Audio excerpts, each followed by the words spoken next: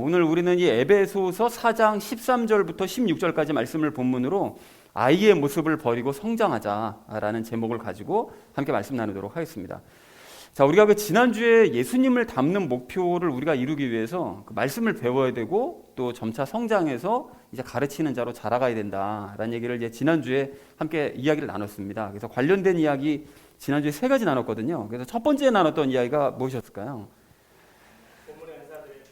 네, 그렇습니다. 지난주 바울이 이제 은사에 대해서 쭉 나열을 했는데 그 은사들의 특징을 쭉 살펴보니까 전부 말씀에 대한 은사를 얘기하고 있었습니다. 그게 왜 그랬다고 그랬는가 하면 그 앞에서 4장을 시작하면서부터 바울이 강조한 것이 예수님을 너희가 닮아야 된다. 이걸 강조하면서 시작을 했잖아요.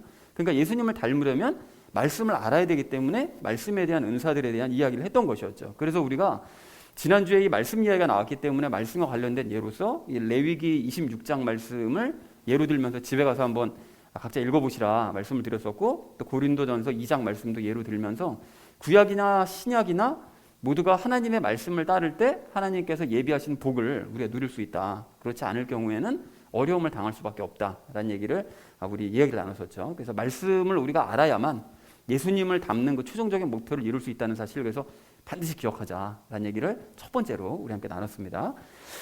자, 그런가 하면 두 번째로 나눴던 이야기가 무엇이었을까요?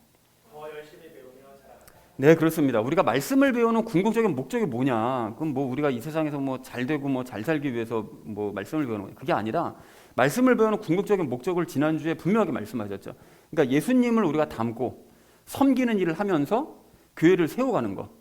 그것이 우리가 말씀을 배우는 목적이라고 이제 얘기를 나눴습니다. 그래서 예를 들었던 것이 그 베레아 성도들을 예를 들었었죠. 그 베레아 성도들은 하나님의 말씀을 읽고 또 듣는 일에 열심을 냈던 그런 사람들이었기 때문에 이렇게 바울이 얘기했던 그 목적이요, 예수님을 닮고 서로 섬기고 그 교회를 세워가는 그 일에 열심을 냈다라는 얘기를 나눴었고, 또 과거에 우리 신앙 선배들 모두가 다 말씀에 대한 열정들을 가지고 있었다고 얘기를 했었었죠. 그래서 지금 쓰여져 있는 서신서들, 또 그리고 복음서들, 뭐 우리가 어렵다고 생각하는 로마서 뭐 이런 것들을 과거 우리 신앙 선배들은 다 이해했다는 거거든요. 그러니까 이게 우리가 좀 충격을 받고 도전을 받아야 됩니다. 그래서 우리가 그렇게 그들이 될 수 있었던 것은 성령님으로 충만했기 때문에, 그러니까 말씀이 다 이해가 되는 거죠. 그러니까 우리가 도전을 받아야 된다라는 얘기를 우리 하면서 더 우리 말씀을 열심히 배우면서 자라가자라는 얘기를 두 번째로 나눴습니다. 자, 그런가 하면 마지막 세 번째로 나눴던 이야기가 무엇이었을까요? 네, 그렇습니다. 우리가 말씀을 이제 배우면 배워서 우리가 뭐 예수님 닮고 뭐 교회 세우고 뭐 서로 섬기고 그러면 되는 거지 뭐라고 생각할 수 있는데, 그것도 해야 되지만 한 걸음 더 나아가서 우리가 이제 가르치는 자로 또 더 성장해 가야 된다라는 얘기를 했었었죠. 왜 그럼 우리가 남을 가르쳐야 되느냐? 마태복음 28장 마지막 19절 20절 말씀이 예수님의 그 명령 때문에 우리는 반드시 주변 사람을 배웠으면 가르쳐야 된다라는 얘기를 우리가 실행해야 된다는 얘기를 했었고요. 그래서 우리가 예수님을 닮아가면서 말씀으로 다른 사람을 섬기고 말씀으로 교회를 세워가는 그 일들을 해나가자라는 얘기를 마지막으로 나눴습니다. 자, 그래서 사랑하는 우리 나눔 있는 교회 성도님들 모두는 진정 말씀의 사람들 되셔서 예수님을 닮는 그 중차대한 목적을 여러분 반드시 이루어가시고요. 그리고 더 성장해서 말씀을 가르침으로써 또 다른 사람을 예수님 닮는 사람으로 만들어가는 저와 여러분 되어주시기를 다시 한번 주님의 이름으로 간절히 축원드립니다. 지난주는 우리가 이 말씀을 나눴습니다. 예수님을 닮기 위한 목표를 우리가 이루기 위해서 그 말씀을 배우고 가르쳐야 된다. 우리가 이것에 대해 이야기 나눴었죠. 그런데 이번 주에 나눌 이야기는 그 목표를 이루기 위해서 너희가 이제 성장해 가야 된다. 그걸 촉구하는 이야기가 이제 이번 주 이야기다라는 걸 아시고 오늘 말씀을 나눴으면 좋겠습니다. 그래서 전체 주제를 이렇게 잡았는데요. 아이의 모습을 버리고 성장해 가자라는 것을 주제로 이제 오늘 말씀 나누도록 하겠습니다. 자, 먼저 13절 말씀 우리 한 목소리 읽도록 하겠습니다. 마침내 우리가 다 믿음과 하나님의 아들을 아는 것에서 하나가 되어 완전한 사람에 이르고 그리스도의 충만하심에 장성한 분량에까지 이르리니 라고 되어 있습니다. 말씀이 좀 길죠. 그래서 좀 나눴는데 그 바울이 처음에 얘기하는 것이 우리가 다 믿음으로 하나가 되어야 되고 하나님의 아들 예수님을 아는 것으로 하나가 되어야 된다, 이렇게 얘기를 하고 있습니다. 그럼 믿음으로 하나가 된다는 건 뭔 소리냐? 그 예수님과의 연합의 믿음으로 하나가 되어야 된다는 거죠. 성경에서 얘기하는 그 믿음은 한 가지 믿음, 예수님과 연합의 믿음을 얘기하고 있습니다. 그러니까 우리 모두가 같은 믿음으로 하나가 되어야 된다라고 얘기하면서 동시에 하나님의 아들을 아는 것에서 하나가 되어야 된다라고 얘기하는데 예수님을 알아가는 것에서 하나가 되라는 그런 얘기겠죠, 당연히. 근데 여러분 예수님을 알아간다는 것은 이제 잠시 후에도 말씀드리겠지만 어떻게 하면 알아갑니까? 그러니까 예수님을 우리가 말씀을 읽으면서 예수님과 교제하는 것이 예수님을 알아가는 것입니다. 그래서 영생은 여기 있나니 요한복음 17장 1절 말씀에서 말씀하시죠. 하나님과 그분의 아들 예수 그리스도를 아는 것, 교제하는 것, 그것이 영생의 시작이다 라고 이제 말씀하시는 것처럼 이제 교제하면서 너희가 하나가 되어야 된다 라고 얘기하고 있습니다. 자, 그런데 이 모든 것들이 가능하려면 말씀을 깨달을 때 가능합니다. 말씀을 알을 때 같은 믿음을 가지고 수 있고, 말씀을 알 때 예수님을 알 수가 있다는 거죠. 교제할 수 있다는 것이죠. 자, 그래서 이 아래쪽에 그렇게 됐을 때 어떤 일이 일어나는가를 이야기하고 있는데, 완전한 사람에 이른다는 것은 항상 얘기하지만 혼의 구원을 이루는 사람이 된다는 것, 이제 그것을 이야기하고요. 그리스도의 충만하심에 장성한 분량까지 이른다는 것은 그 예수님께서 성령님으로 충만하셨을 때의 그 모습 있잖아요. 그 모습까지 우리가 자라가야 된다는 거죠. 부담 엄청 주시는 거죠. 근데 우리가 이렇게 돼야 된다는 거예요. 그거는 말도 안 되는 얘기죠. 어떻게 우리가 예수님께서 충만하실 때까지 모습으로 자라가 된다는 거예요. 되어야만 하고. 그게 우리 그리스도인들의 추구해야 될 목표라는 거예요. 그래서 예수님께서 성령님으로 충만하셨던 그 모습까지 우리가 자라가야 된다. 사실 완전한 사람이나 그리스도의 충만한 모습이나 거의 같은 이야기가 되겠죠. 자, 그래서 13절을 전체를 정리하면 이렇게 정리할 수 있겠는데요. 우리는 예수님과의 연합의 믿음과 그 예수님을 알아가는 것에서 모두가 다 하나가 되어서 충만하신 예수님을, 성령님으로 충만하셨던 그 예수님을 닮은 완전한 모습으로 우리가 자라가야만 한다라는 것이 13절의 의미가 되겠습니다. 자, 이어진 14절 말씀 우리 함께 읽도록 하겠습니다. 이것은 우리가 이제부터 더 이상 아이가 되지 아니하여 사람들의 속임수와 몰래 숨어서 속이려 하는 자들이 사용하는 간교한 술수로 말미암아 교리의 모든 바람에 이리저리 흔들려 밀려 다니지 아니하고 라고 이야기합니다. 자, 그래서 여기 보면 이것은 우리가 이제부터 더 이상 아이가 되지 않아야 된다라고 얘기를 하는데, 그 앞에 그 13절 말씀이요.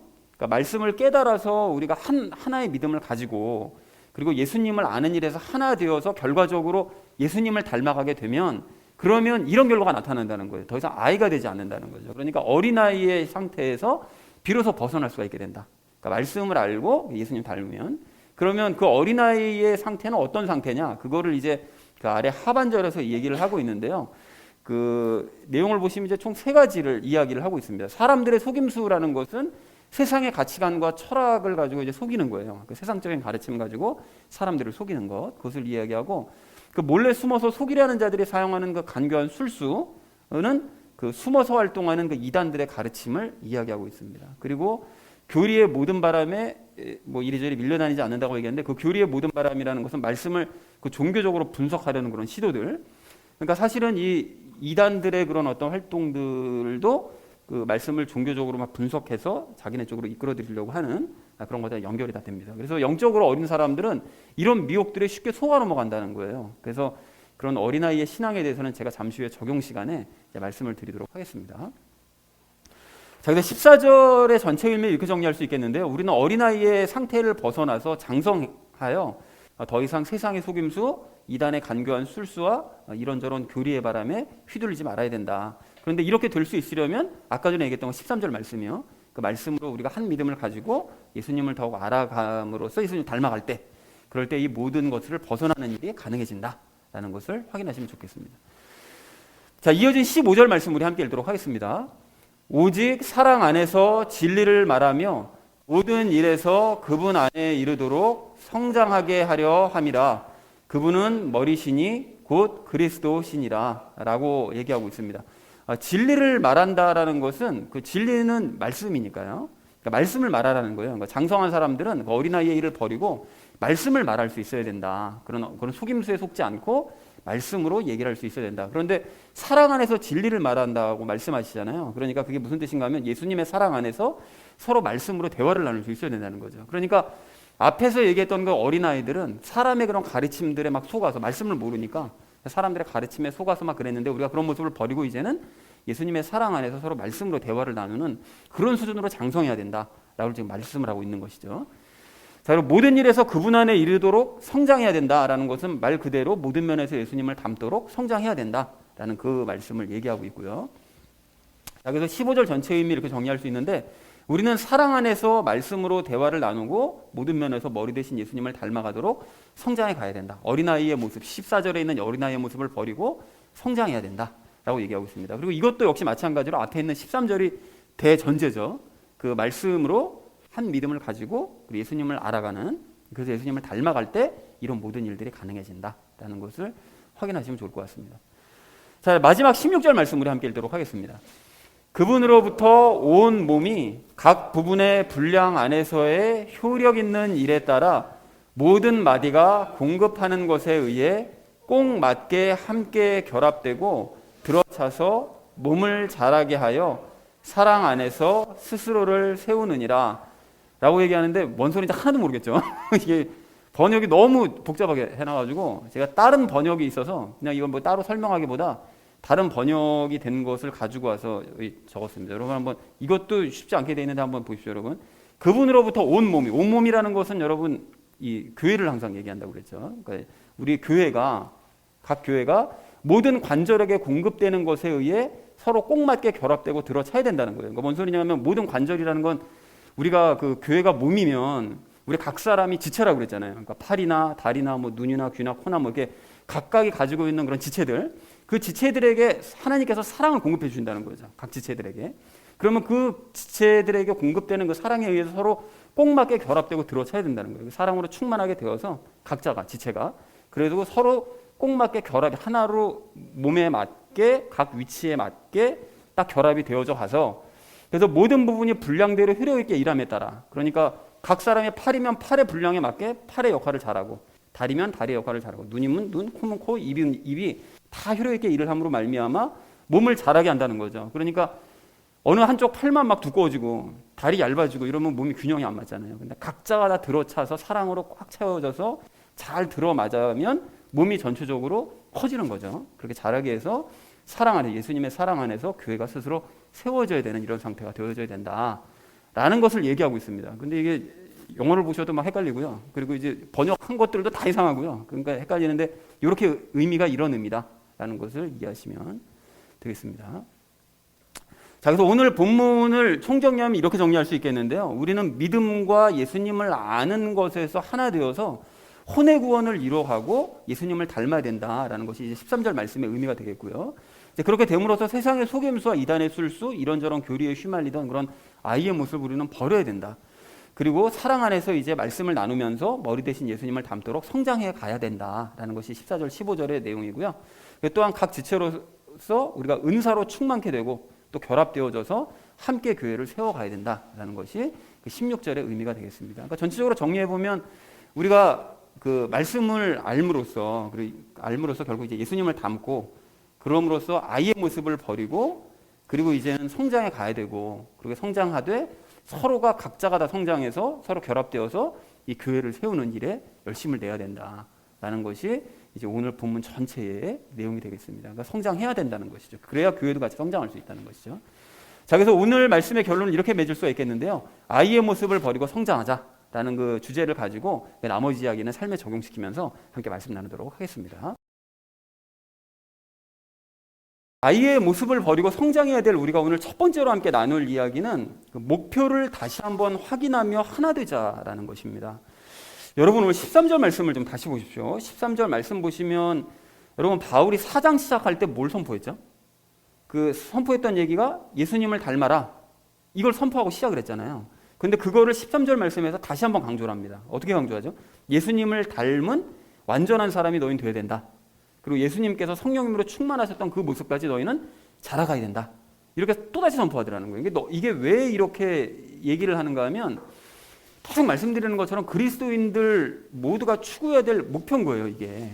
그리고 하나님께서 우리를 구원하신 목적이 예수님을 닮는 것이기 때문에 바울이 이걸 계속해서 강조를 하는 것입니다.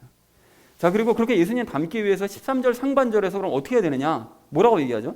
믿음과 예수님을 아는 것에서 하나가 되어야 된다. 그러니까 다시 말해서 너희가 한 믿음을 가져야 되고 한 믿음을 가지고 예수님과 너희가 교제해야 된다. 너희가 예수님 알아가야 된다. 라고 얘기를 하더라는 거예요. 자, 그런데 여기서 바울이 얘기하는 한 믿음이 뭔지는 이제 다 아시죠?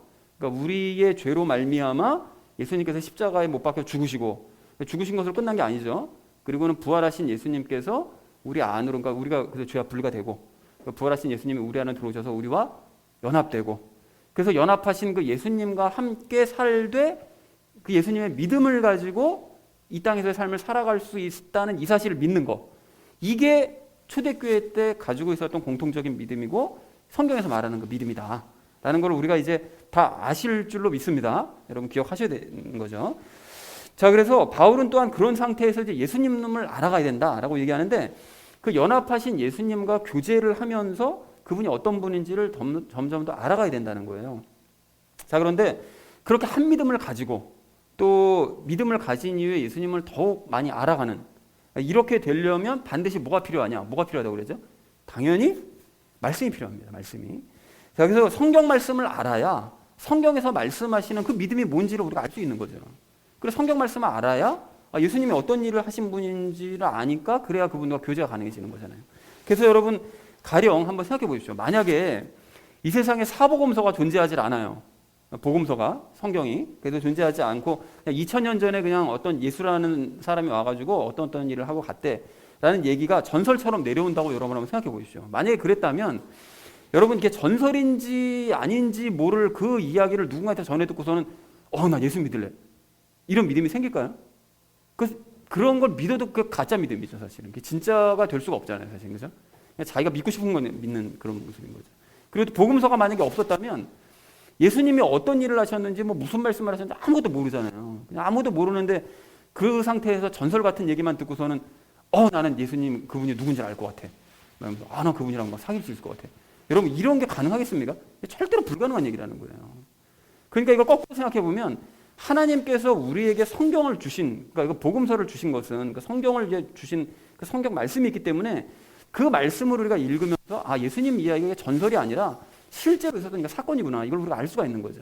그리고 그것을 읽으면서 읽을 때 우리가 성령님께서 우리 영을 터치하심으로써 우리가 예수님의 믿음을 가질 수 있게 된 거고, 또 그걸 읽어갈수록 예수님이 어떤 분이신지를 점점 더 알아가면서 그분과 교제를 나눌 수 있게 되는 것입니다.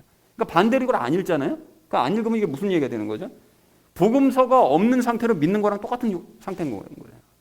그러니까 성경에 전혀 안 읽는 사람들 있잖아요. 이제 그런 사람들은 그냥 그게 뭔 내용인지도 모르면서 그냥 자기가 그냥 믿는 거예요. 그냥 복음서 없는 상태로 믿는 거랑 똑같은 상태라는 것이죠.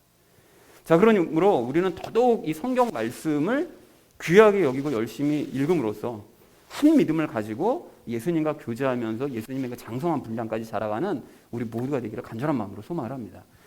자, 그리고 우리가 여기서 또 한 가지 좀 주목해야 될 점이 있는데요, 여러분 그리스도인의 삶이라는 게 바로 이런 거예요. 이런 거.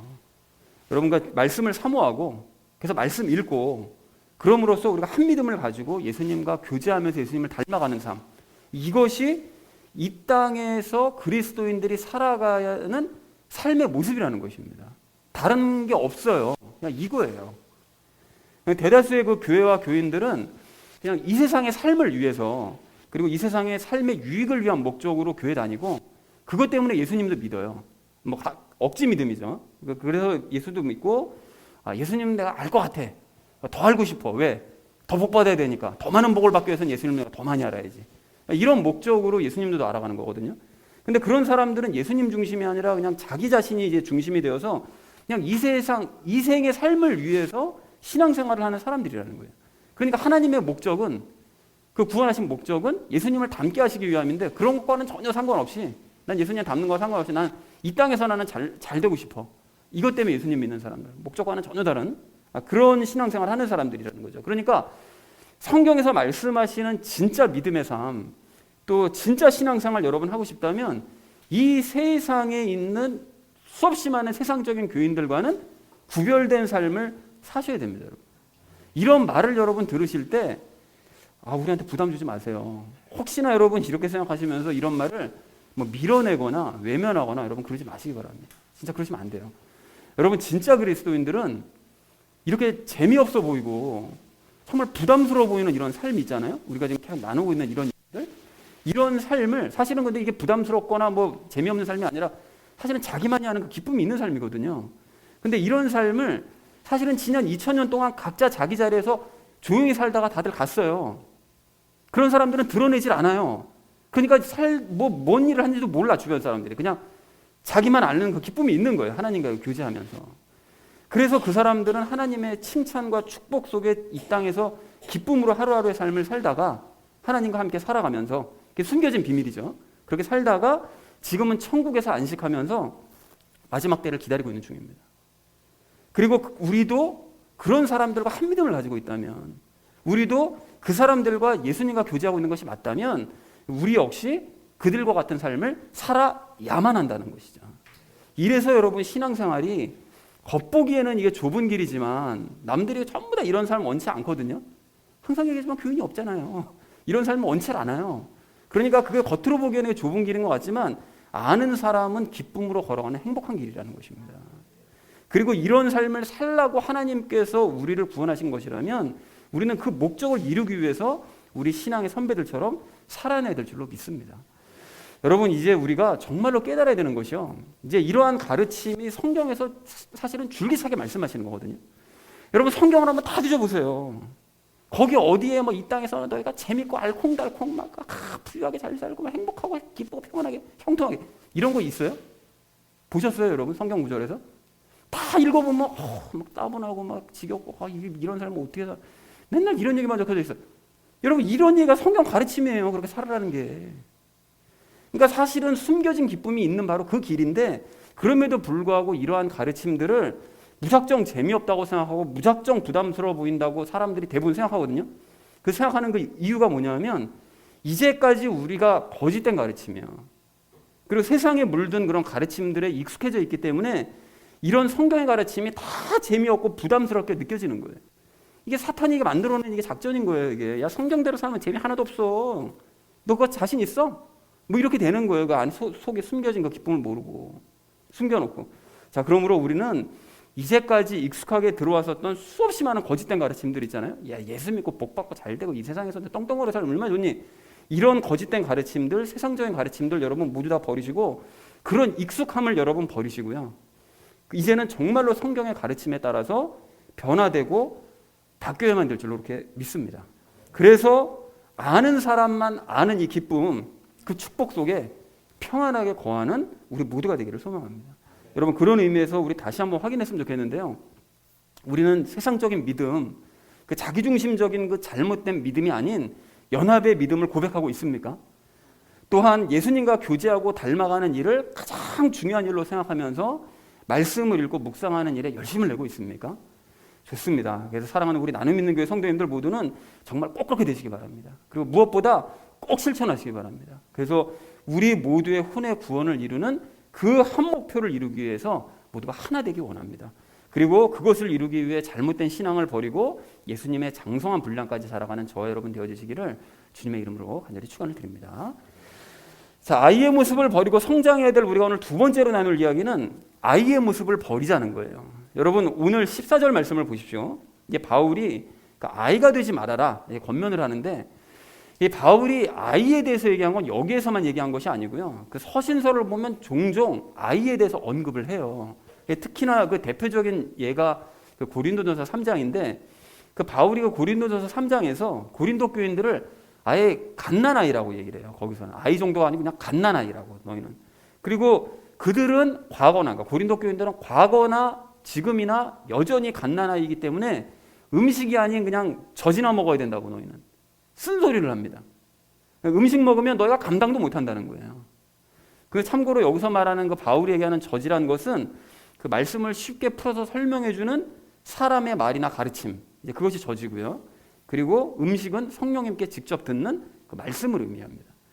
자, 그래서 바울이 이 갓난아이와 같은 그런 고린도 교인들이 그 예수 그리스도의 그 연합이라는 기초 위에 서 있다는 이 사실을 까먹고 자꾸 그 기초 위에 사람의 말과 가르침, 그것만 자꾸 열심히 배우고 받아들이고 그런 가르침을 자꾸 기초 위에 자꾸 쌓으려고 그런다고 바울이 막 책망하더라는 거예요. 그러니까 자꾸 사람의 말과 가르침에 연연하지 말고 모든 것을 주신 우리 하나님, 그 예수님의 말씀에 너희는 주목해야 된다. 이것을 3장에서 선포하더라는 것입니다. 자, 그런데 이러한 고린도 교인들 정도까지는 아니지만 에베소 교회 성도들 중에서도 이렇게 이제 사람의 말씀에 연연했던 그런 어린아이들이 있었던 것 같아요. 그래서 바울이 오늘 14절에서 얘기를 하잖아요. 그렇게 어린 신앙을 가진 사람들이 넘어가기 쉬운 그 세 가지 속임수가 있다. 그러니까 사람들의 가르침에 대해서 얘기를 한 건데 이거에 대해서 간단하게 우리가 좀 얘기를 나눠보자면 첫 번째로 바울이 무슨 속임수를 얘기하죠? 세상 사람들의 속임수를 얘기하죠. 그러니까 세상 사람들의 속임수란 세상적인 가치관, 세상적인 그 가르침, 그것을 이야기합니다. 그래서 가령 뭐 예수 믿더라도 뭐 돈, 명예, 권력 추구하면 좋지? 뭐 이런 가르침이요. 그리고 또 예수 믿어도 뭐 잠깐 바람 좀 피울 수 있지 뭐 그까짓 거 뭐 남들 다 피우는데 뭐 이런 가르침이요. 그리고 뭐 예수 믿더라도 육신과 혼의 그 만족은 추구하면서 살아야지 뭐 수승들도 아니고 뭐 이런 가르침들을 얘기합니다. 자, 그런데 그러니까 세상적인 이런 속임수라는 것은 결국은 따지고 보면 자기 유익과 육신의 만족을 위해서 살아라라는 거, 이런 이제 가르침을 뜻한다는 것이죠. 자, 그런데 이런 어린 신앙을 가진 사람들은 이러한 세상적인 가르침에 쉽게 미혹될 수 있다는 거예요. 근데 그 이유는 왜 그런 건가 하면 이제까지 그렇게 살아왔거든요, 사실은. 이제까지 삶을. 그렇게 살아왔다가 구원을 받았더라도 세상 사람들이 그런 말을 유혹을 하게 되면 자기 육체 안에 남아있는 그 죄가 막 이제 요동을 치잖아요. 그러면 거기에 이제 휘말려가지고 과거에 살았던 그 모습대로 그냥 살고 싶은 거예요. 그러니까 자기 육신의 만족과 그냥 자기 유익을 위한 그런 삶을 살고 싶은 거죠. 그래서 사탄이 그 세상 사람들을 이용을 해가지고 우리에게 접근을 시키죠. 그래서 어린 신앙을 가진 사람들에게 접근을 시킵니다. 접근시켜서 제일 자주 제일 많이 사용하는 방법이 바로 이거예요. 너의 만족과 유익을 위해 살아라. 그걸 위해 신앙생활을 해야지. 다른 게 뭐 의미가 있어? 이렇게 얘기하는 거예요. 그래서 예수님을 미혹할 때도 여러분 지난주에 그 큐티 말씀 보셨잖아요. 그 제일 처음 유혹하는 게 빵 가지고 유혹하잖아요.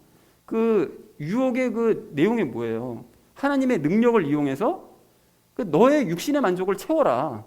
하나님의 능력을 위해서 네 유익을 위해 써. 이거잖아요. 이게 결국 핵심이.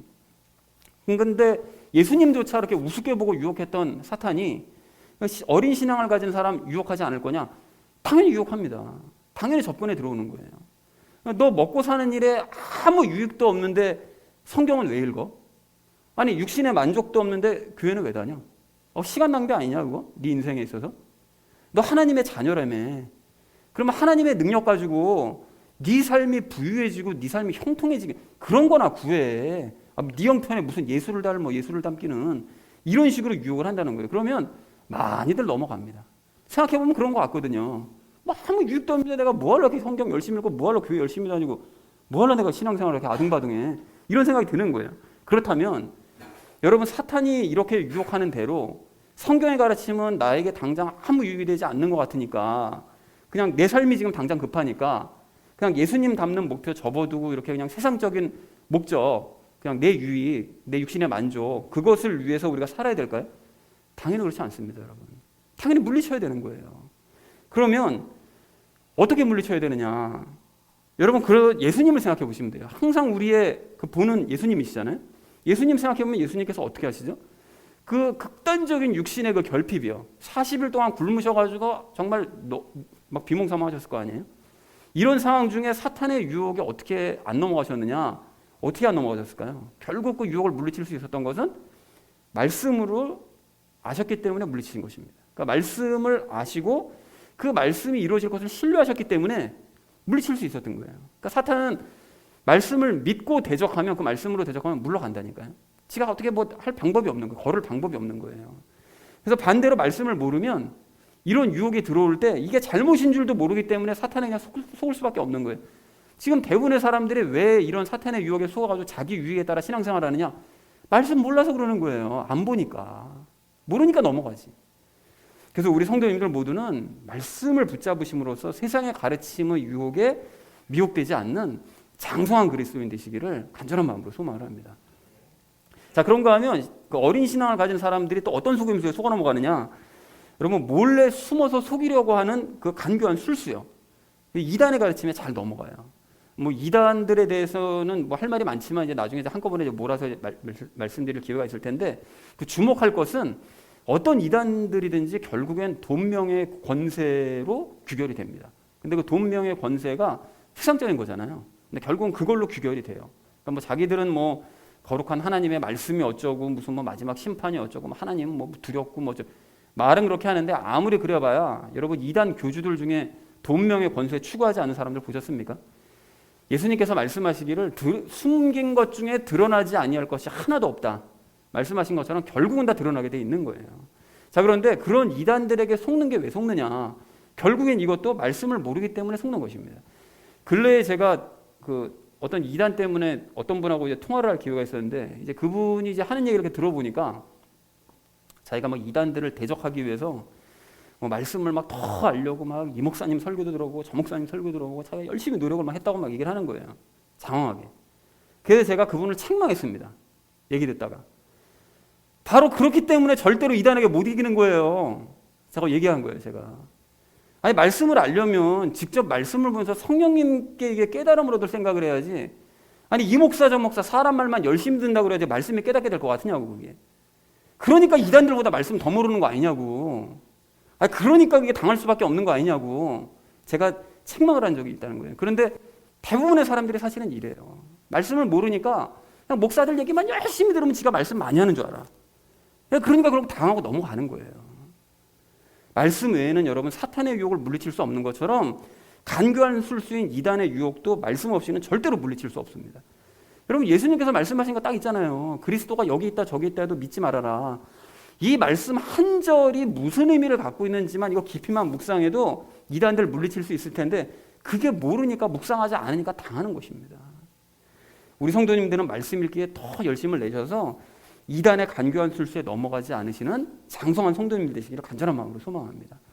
자, 그런가 하면 어린 신앙을 가진 사람들이 또 어떤 속임수에 속아 넘어가느냐? 교리의 바람에 속아 넘어가는 거죠. 이것이 뭐 이단의 그 교리와 연결이 되는데, 교리라고 해서 무조건 안 좋은 것은 아니지만 말씀이 중요하다고 그러니까 이제 말씀을 막 논리로만 분석을 해가지고 종교화시키는 사람들이 많거든요. 이제 뭐 이단들도 그렇고 뭐 정통교단들도 마찬가지고 뭐 다 마찬가지인데, 그래서 사람들이 만들어낸 이런 이 교리에 매혹이 되는 사람들이 굉장히 많아요. 그게 막 논리정연해 보이니까 사람들이 거기에 막 매혹이 된다는 것이죠. 그래서 뭐 가령 뭐 예정론이나 뭐 유아 세례의 의미라든지 아니면 뭐 행위구원론, 뭐 구원의 영원성 여부, 뭐 이런 것들을 그 말씀으로 딱 말씀을 인용해서 체계적으로 논리적으로 정리를 해놓으면 여기에 이제 막 목을 메고 거기에 매몰되는 사람들이 많더라는 거예요. 근데 사실은 이런 모습이 과거에 우리가 많이 봐왔었죠. 바리새인들이 딱 이런 모습이잖아요, 그죠? 사람이 만들어낸 교리에 매몰되는.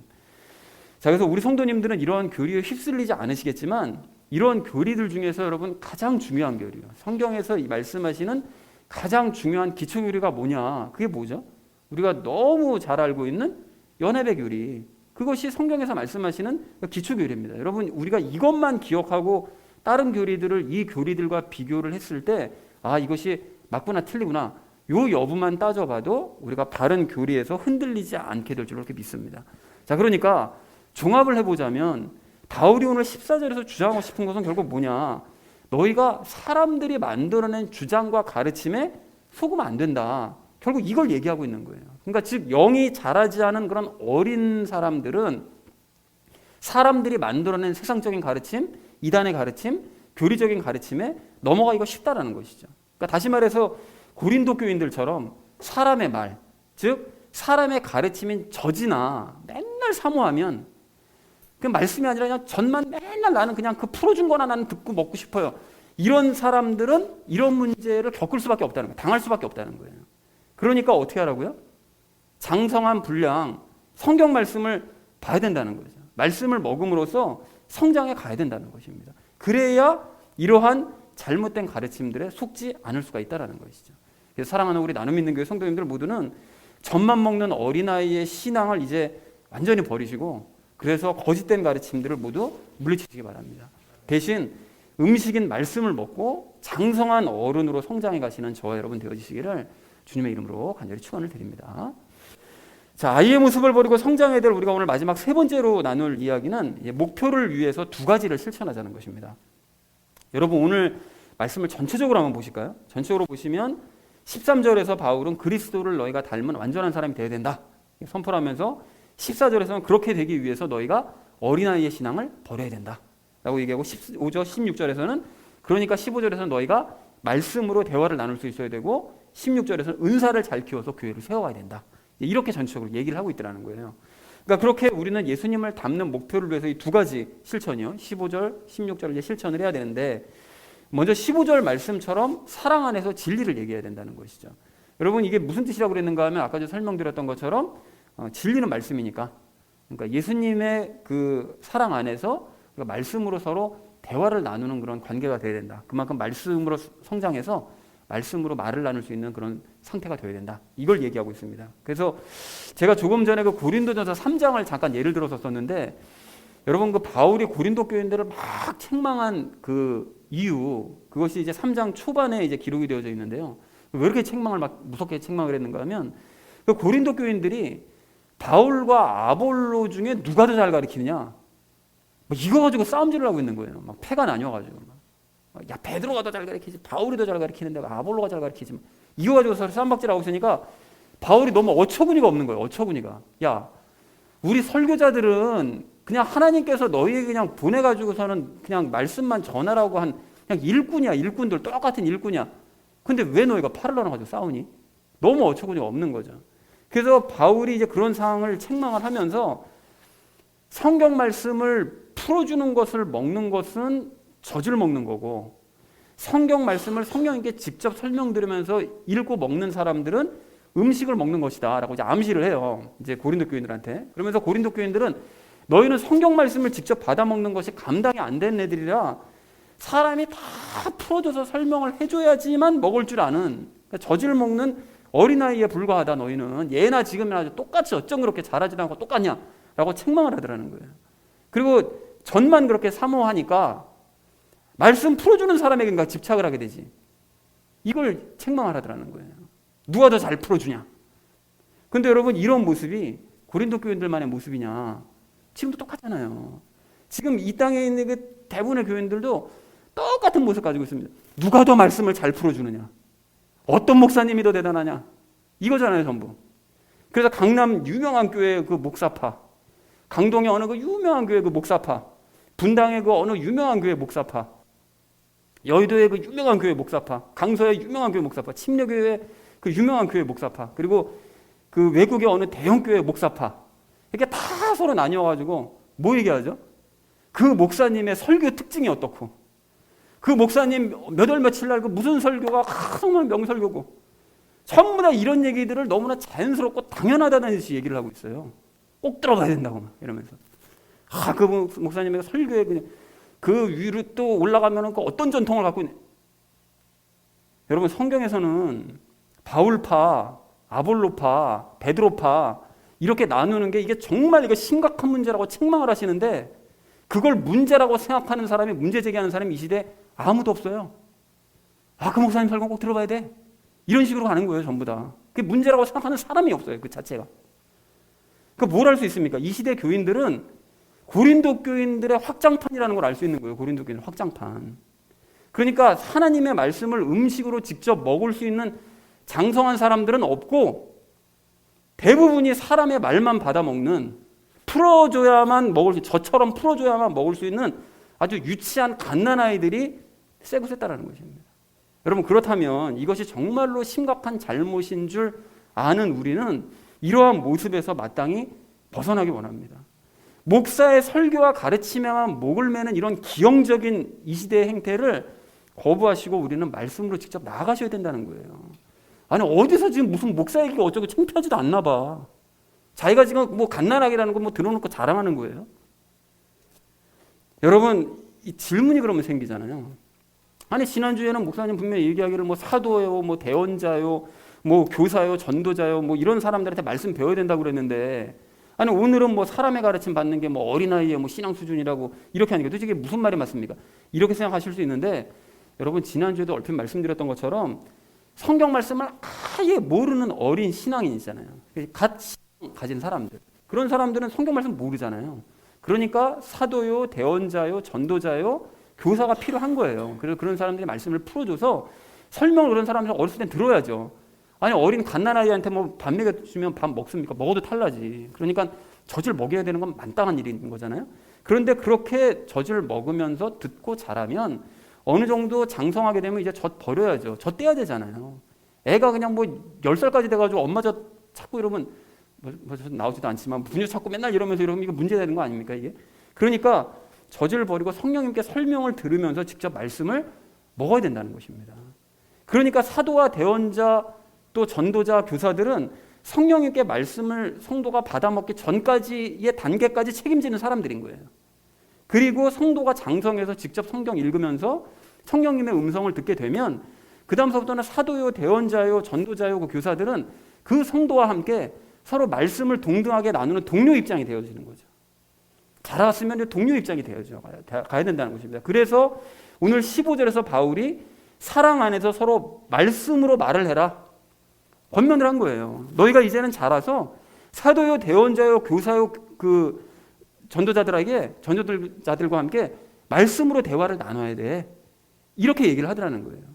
그리고 지난주에 그 베레아 성도들이 그걸 예로 보여준 거예요. 베레아 성도들이 말씀 열심히 읽고 성경 말씀 뭐 보기 전이나 후나 막 말씀에 열심을 내니까 사도 바울하고 말씀으로 대화를 나누잖아요. 정말로 그러한가 하여 막 연구하고 바울에게 질문하고 이렇게 되는 거 아닙니까? 자, 그런데 여기서 주의할 것이 있는데 이렇게 이제 목사의 말이 중요한 것이 아니라 성경 말씀이 이제 중요하다고 이제 말씀을 드리니까 예배 시간에 그럼 목사 말 듣지 말아야지 무시하고 아예 그냥 안 듣고 평소에 근데 성경 말씀도 귀찮으니까 안 보고 정말 이렇게 되면 그런 사람의 영의 상태는 최악이 될 수밖에 없습니다. 최악이에요, 최악. 성숙한 그리스도인은 여러분 기본적으로 성경 말씀을 사모해서 음식으로 먹어요. 자기가 찾아서 먹습니다. 먹고 그 상태에서 말씀을 풀어주는 설교 역시 영의 건강을 위한 보충제로 주된 음식이 아니라 우리 왜 헬스하고 할 때 보충제 먹잖아요. 단백질 보충제 같은 거. 보충제로서 좋아하는 거예요. 그래서 그런 사람들은 설교 듣는 것도 말씀 읽기를 좋아하는 사람은 설교 듣는 것도 좋아합니다. 근데 말씀 읽기는 전혀 싫은데 설교만 좋아해. 보충제만 먹고 살겠다는 거잖아요. 그게 무슨 보충이 되겠어요. 안 되는 거지.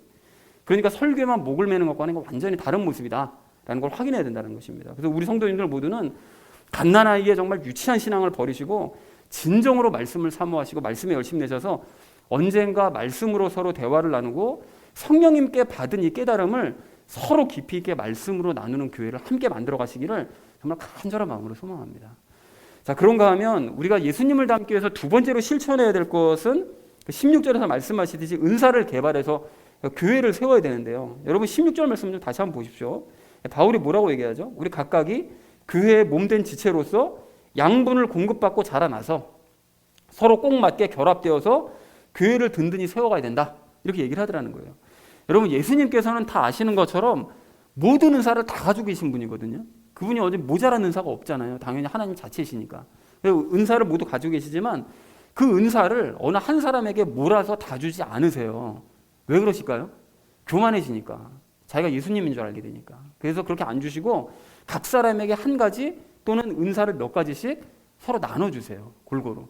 그리고 그런 사람들이 이제 모이고 한 교회에서 협력을 하면 예수님과 같은 그런 능력을 모두가 모였을 때 발휘를 할 수 있도록 예수님께서 이제 만들어주시는 거죠. 그러니까 다시 말해서 예수님이 교회에 이렇게 사람들을 여러 사람을 모아서 출석을 하게 만드시는 것은 그 각각이 교회의 팔이요, 또 다리요, 입이요, 귀요, 눈과 같은 그런 지체가 되라고 하시는 것이고요.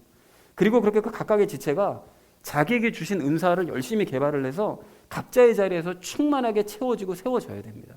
팔이 팔로서의 역할을 제대로 해야 되고 다리가 다리로서의 역할을 제대로 하고 발이 발로서의 역할을 제대로 해서 충실하게 해내야 된다는 거예요. 충실하게.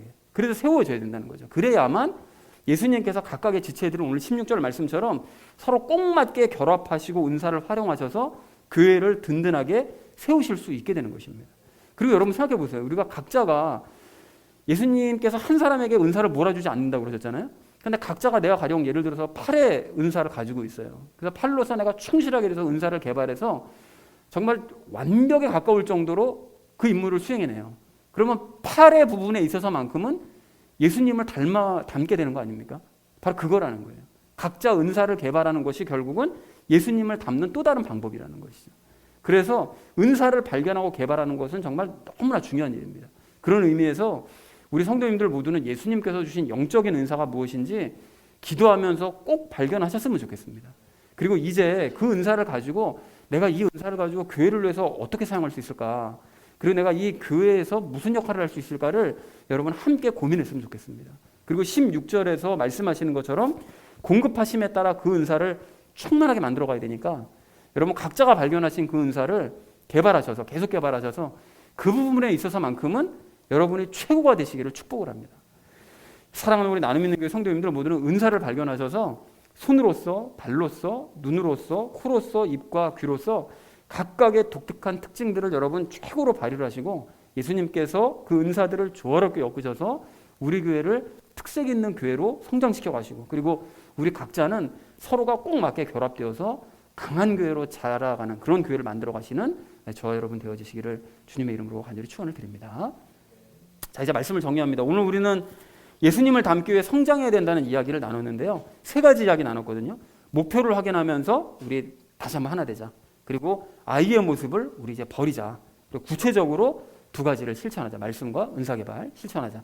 사랑하는 우리 나눔 있는 교회 성도님들 모두는 이제 어린아이의 모습을 버리시고 성장하는 그리스도인의 모습을 보여주시기 바랍니다. 또한 재능을 발견하고 여러분 발휘하셔서 이 나눔 있는 교회를 함께 세워가기를 원합니다.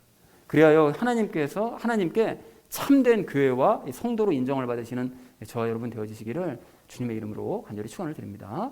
우리 함께 기도하겠습니다.